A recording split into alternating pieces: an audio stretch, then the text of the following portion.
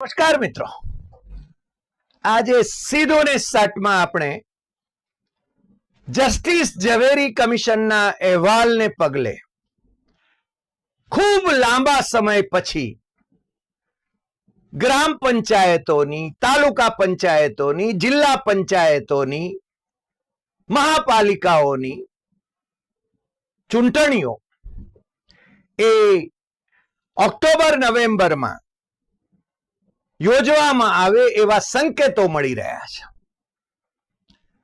તમને ખ્યાલ હશે, અમે કહ્યું હતું કે આ ઓબીસીને માટે ગાજર લટકાવીને લોકસભાની ચૂંટણી પછી જ આ પંચાયતોની, પાલિકાઓની ચૂંટણી કરવાના છે. અને મને લાગે છે કે એ વખતે અમે જે કહ્યું હતું એ ઘણા લોકોને માન્યામાં આવતું નહોતું, પરંતુ સરકારને અધિકારીઓ થકી વહીવટ કરવાનું ફાવે છે. મોદી શાસન પછી અહીંયા જે ગાંધીનગરમાં જે શાસક હોય, આમ તો દિલ્હીના ઈશારે જ ચાલવાનું છે, એમણે એ અધિકારી રાજ ચાલે છે. અને આમે તમે કહેશો કે ચૂંટાયેલા પ્રતિનિધિઓ અને અધિકારીઓ એમની મિલીભગત હોય છે અને એમની ટકાવારી હોય છે. અમને એક નગરપાલિકાના પ્રમુખ રહેલા મહાશયે કહ્યું હતું કે 25% બોર્ડના, એટલે કે ચૂંટાયેલા પ્રતિનિધિઓને કટ કમિશનમાં, એટલે કોન્ટ્રાક્ટમાં 25% મળે, એ વેચી લે. 10% અધિકારીઓના, અધિકારીઓ એ 10% વેચી લે અને 25% નીચું ટેન્ડર ભરવાનું કહેવાનું. અને એમણે કહ્યું, ખુમારીથી કહ્યું, પછી તો સાહેબ રેતી ઉપર જ ડામર પથરાય ને. મેં કહ્યું કે આરએસએસ નો સ્વયંસેવક થઈને તું આવી વાત કરે છે કે જમાના ગયા, હવે તમે કઈ દુનિયામાં રાચો છો?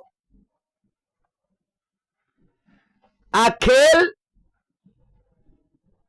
ગુજરાત આખામાં ચાલી રહ્યો છે. મળી સમજીને કરવા.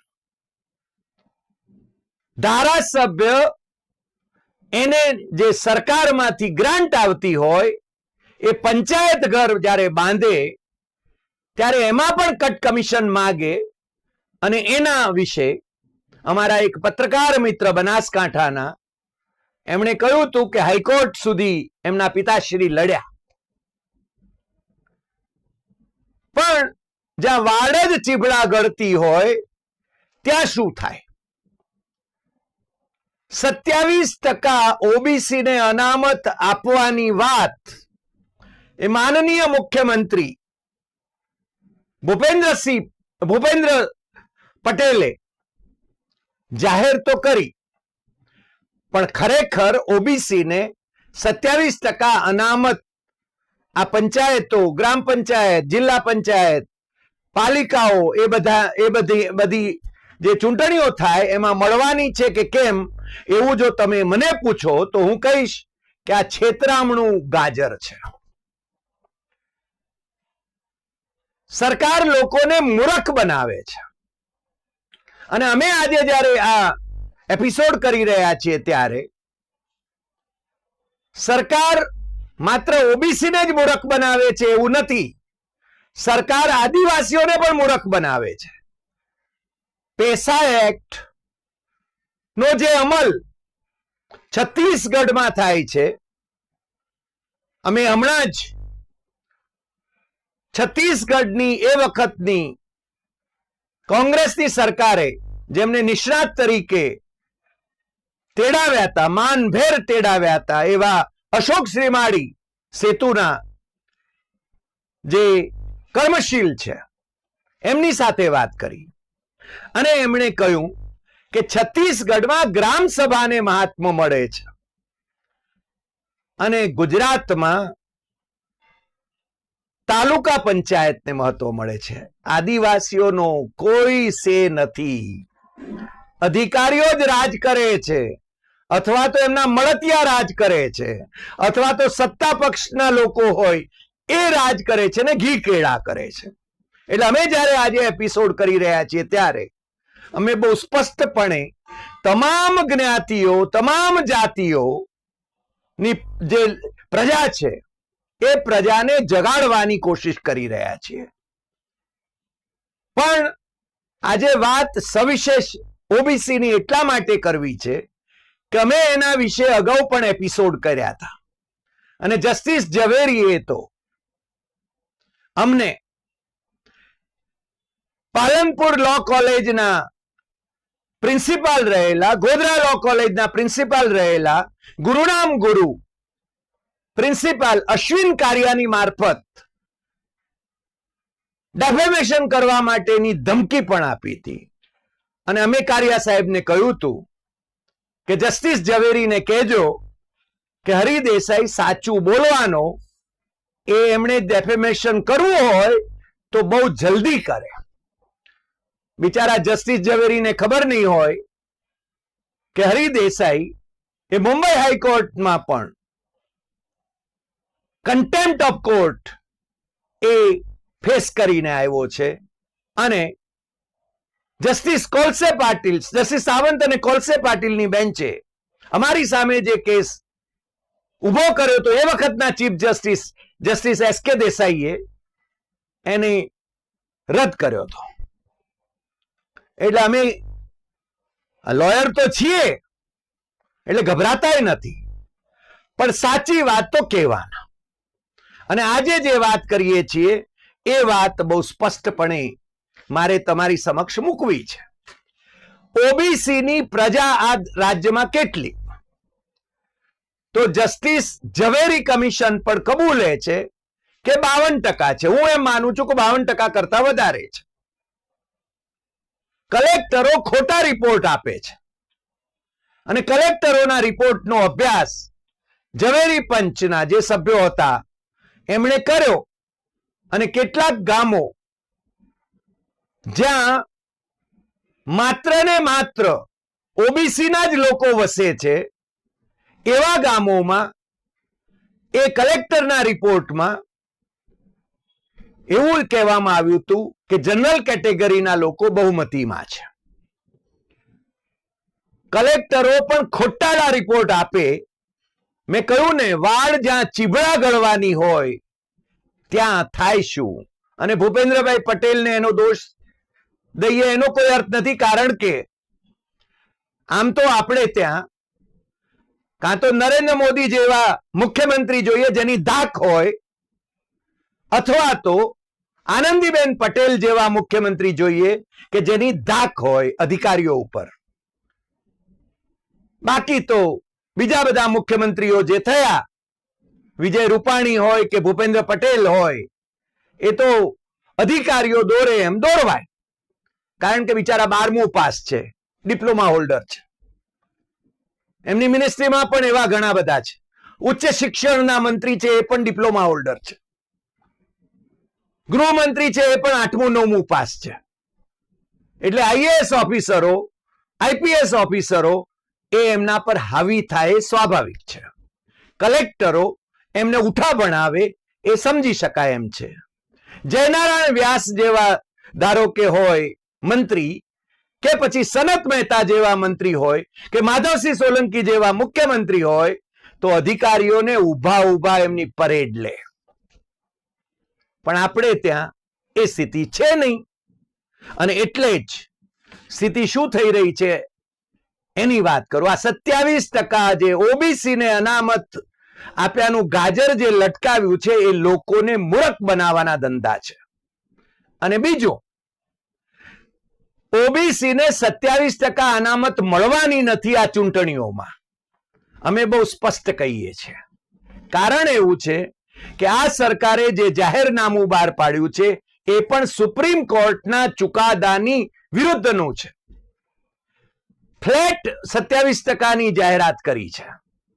હકીકતમાં બોડી વાઇઝ 27% અનામત ઓબીસી ને આપવાની વાત કરવી જોઈએ એવું સુપ્રીમ કોર્ટનું ગવડી અને મહાજન બંને કેસની અંદર જજમેન્ટ છે. એટલે કોઈ જો આ સરકારના નિર્ણયની સામે હાઈકોર્ટે જાય તો મને લાગે છે કે સરકારનું નીચાજોણું થવાનું. હાઈકોર્ટ એ વિશે સુપ્રીમ કોર્ટના ચુકાદાને અનુસરીને ચુકાદો આપી શકે એવું અમને બહુ સ્પષ્ટપણે લાગે છે. 27% ઓબીસી ને અનામત મળશે. પહેલા 10% હતી, એ 27% થઈ ગઈ. એટલે વાહ ભાઈ વાહ, વાહ ભાઈ વાહ. બીજી બાજુ આદિવાસી જે બહુલ પ્રદેશ છે, જેના 51 તાલુકા છે જે પૈસામાં ગણાય, અને બીજા 5 તાલુકા દાંતા જેવા જ્યાં આદિવાસી વસ્તી વધારે છે પરંતુ પૈસામાં નથી, ત્યાં તો ઓબીસી ને જાજી કોઈ બેઠકો મળવાનો સવાલ જ નથી પેદા થતો. કારણ બહુ સ્પષ્ટ છે. પૈસા એક્ટમાં જ્યાં 25 થી 50% વસ્તી આદિવાસીની હોય, 25 થી 50%, ત્યાં આદિવાસીને 50% બેઠકો અનામત આપવી પડે. એનો અર્થ એ થયો, કારણ કે અમારી પાસે આ જાહેરનામું છે, એમાં બહુ સ્પષ્ટપણે, આમ તો પાછું ગુજરાત સરકારને અંગ્રેજી કેટલું આવડે છે એ જુદી વાત છે, પણ જાહેરનામા અંગ્રેજીમાં બહાર પાડે છે. આમ બોર્ડ છે ને ચિતરવાના એ ગુજરાતીમાં એવો એક કાયદો કરે, અને જાહેરનામા gazette, Gujarat government gazette extra ordinary 14 જૂન 2024 ના રોજ જે બહાર પાડ્યું છે શુક્રવારે, એ ગેઝેટ પણ અંગ્રેજીમાં છે. એ પહેલાનું ગેઝેટ જે સપ્ટેમ્બર 29, 2023 ના રોજ બહાર પાડેલું, એ પણ અંગ્રેજીમાં છે. ગુજરાત સરકારના કેટલા મિનિસ્ટરોને અંગ્રેજી આવડે છે એ પણ એક મોટો પ્રશ્ન છે. એટલે અધિકારી રાજ છે એવું અમે જ્યારે કહીએ છીએ ત્યારે અમે આ કહેવા માંગીએ છીએ, આ રાજ્યની ભાષા એ ગુજરાતી છે અને છતાં ગેઝેટ અંગ્રેજીમાં બહાર પડે છે. અંગ્રેજીમાં ભલે બહાર પાડે પણ સાથે સાથે ગુજરાતીમાં પણ બહાર પડવા જોઈએ. હાઈકોર્ટની ભાષા એ અંગ્રેજી અને ગુજરાતી હોવી જોઈએ. એના માટે પંડાજી કરીને જે એડવોકેટ છે એ લડે છે, પણ એને કોઈ ટેકો આપવા માટે તૈયાર નથી. કારણ કે હાઈકોર્ટમાં પણ એક સિન્ડિકેટ ચાલે છે, અંગ્રેજી વાળાઓની સિન્ડિકેટ. એમનો ધંધો લોપાઈ જાય છે અને આપણી ગુજરાતી પ્રજાને પેટનું પાણી હાલતું નથી. આપણો ધંધો ચાલે છે ને, આપણું કામ થાય છે ને, પૈસા આવે છે ને, પછી હું કામ ચિંતા કરવી? એટલે આ સ્વાર્થની વાત જ્યાં આવે છે ત્યાં તમને કેટલું નુકસાન જઈ રહ્યું છે એ વિચારતા નથી. અને ઓબીસી ના જે નેતાઓ છે, વિરોધ પક્ષના નેતાઓની વાત તો કોઈ સાંભળતું નથી. અમિત ચાવડા કોંગ્રેસના નેતા જે છે એ સતત આ મુદ્દે વાત કરતા રહ્યા છે, પરંતુ સરકારને વિરોધ પક્ષની વાત તો ગમતી નથી. એની સાચી વાત હોય તો પણ સ્વીકારવી નથી. અને આની અંદર બહુ સ્પષ્ટપણે હું કહી રહ્યો છું કે પૈસા એક્ટ હેઠળના જે ગામો છે એ ગામોમાં 51 તાલુકાઓ જે છે એ 51 તાલુકાઓમાં ઓબીસી ને 27% અનામત મળવાની નથી. ઉપરાંત 5 બીજા તાલુકાઓ છે દાંતા જેવા, જ્યાં આદિવાસી વસ્તી વધારે છે, ત્યાં પણ ઓબીસી ને 27% શું 7% કે 10% પણ મળવાની નથી. એસસી અને એસટી ની વસ્તી જ્યાં 50% થતી હોય ત્યાં ઓબીસી ને 0% મળે, એ સાદું સીધું ગણિત છે. આપણે એસસી અને એસટી ને એમની વસ્તી પ્રમાણે અનામત મળવી જોઈએ એના સમર્થક છીએ. ઓબીસી ને પણ એની વસ્તીના પ્રમાણમાં મળવું જોઈએ. 52% વસ્તી હોય અને 27% જ કેમ? તો 27% એટલા માટે કે 50% થી વધવી ન જોઈએ અનામત. પણ નરેન્દ્ર મોદી દિલ્હીમાં ઈડબ્લ્યુએસ માટે બંધારણીય સુધારો કરી દે તો 60% અનામત થઈ જાય તો ચાલે, એમાં વાંધો નહીં, પણ ગુજરાતમાં ન કરી શકે. આ ખેલ ચાલે છે. 7103 ગ્રામ પંચાયતોની ચૂંટણી બાકી છે, અને એટલે કે હજારોની સંખ્યામાં ગ્રામ પંચાયતો, તાલુકા પંચાયતો, જિલ્લા પંચાયતો, જે હજારો નહીં, જિલ્લા પંચાયતો ઓછી છે, પણ એની મહાનગરપાલિકાઓ, એની જ્યારે ચૂંટણી થાય ત્યારે 27% થાય છે કે કેમ, એ ઓબીસી ના નેતાઓએ એનો અભ્યાસ કરવો જોઈએ. પણ ઓબીસી ના નેતાઓ અંગત સ્વાર્થમાં રાચે છે, કુંભકર્ણની નિંદરમાં રાચે છે. અને અમને પેલી દિનેશ બાબણિયાની વાત યાદ આવે છે. તમને એકવાર અમે કહ્યું હતું કે વીટીવીમાં અમે એડિટર ની ચેમ્બરમાં બેઠા હતા, અને એને દિનેશ બાબણિયાએ કહ્યું હતું, ઓબીસી ના નેતાઓની હાજરીમાં કહ્યું હતું કે તમે લોકો આટલી મોટી વસ્તી હોવા છતાં સરકાર પાસે તમે બજેટ પણ નથી મેળવી શકતા. શેમ ઓન યુ. દિનેશ બાંભણિયા તો ઈડબ્લ્યુએસ માટે લડે, પટેલોને માટે લડે, બીજા સમાજોને માટે લડે, પણ એણે એમ કહ્યું કે તમે મારી પાસેથી સલાહ લ્યો કે બજેટ તો વધારે માંગો, પણ એ ઓબીસી ના નેતાઓને એમના સંતાનો, એમની દીકરીઓ, એમની પુત્રવધુઓ, એમની પત્નીઓ એ છે ને પાલિકાઓમાં, પંચાયતોમાં એ હોદ્દે આવે એથી વિશેષ કોઈ રસ નથી હોતો. એમને પ્રજા, ઓબીસી ના નામે ચૂંટાવવું છે, પણ ઓબીસી ના અધિકારો માટે લડવું નથી. એસટી ને નામે ચૂંટાવવું છે, પણ એસટી ના અધિકારો માટે લડવું નથી. એસસી ને નામે ચૂંટણી લડવી છે, પણ એસસી ના અધિકારો માટે લડવું નથી. આ છે ને ગુજરાતી સમાજ, ગુજરાતી પ્રજા એ છે ને તમાશબીન થઈને જુએ છે. અને એટલા માટે જ આ અધિકારીઓ, અને હું અધિકારીઓને હું હંમેશા કહું છું કે ગુજરાતી અધિકારીઓ હોય તો એમને દાજે, પણ આપણે ત્યાં મહત્વના હોદ્દાઓ ઉપર પરપ્રાંતીય અધિકારીઓ છે, જેમને ગુજરાતી પ્રજાનું જે થવાનું હોય થાય, એમનું તરભાણું ભરાય છે કે નહીં એમાં જ રસ છે. અને એમની સાથે મિલી ભગત એ બધા રાજનેતાઓ જે ચાલે છે, એને પ્રતાપે આ અનામત જે મળવી જોઈએ, જે અધિકાર છે, ચૂંટણીની અંદર પણ અનામત નો જે અધિકાર છે, 27%નું આ તો ગાજર લટકાવ્યું છે, છેતરામણું ગાજર છે ભૂપેન્દ્રભાઈ પટેલની સરકાર વાળું. પણ એમણે એનો અમલ કેટલો થાય છે એનો અભ્યાસ કરવો નથી. બીજું, મારા લાડકા આદિવાસી સમાજની જો હું વાત કરું તો એને પણ અન્યાય થઈ રહ્યો છે. જિલ્લાઓના વિભાજનો જે રીતે કર્યા, ધારો કે બનાસકાંઠા, સાબરકાંઠામાંથી અરવલ્લી કર્યું, તમે છે ને એને ખેડબ્રહ્માથી માંડીને માલપુર, મોડાસા સુધી જે આખો એક ક્ષેત્ર હતું આદિવાસી વસ્તીનું, આદિવાસી વસ્તીને વહેંચી નાખવામાં આવે એટલે એનું રિપ્રેઝન્ટેશન એ છે ને ઘટાડી દેવામાં આવે. એવું જ કંઈક ભરૂચ ના વિભાજનથી થયું છે, એવું જ કંઈ વડોદરાના વિભાજનથી થયું છે, એવું જ કંઈક પંચમહાલના વિભાજનથી થયું છે. અને છતાં મને લાગે છે કે આદિવાસી સમાજમાં ભણેલા ગણેલા લોકો અથવા તો સમસ્ત આદિવાસી સમાજના લોકો એ આ મુદ્દાઓ કેમ નથી ઉઠાવતા એનો પણ મને પ્રશ્ન થાય છે.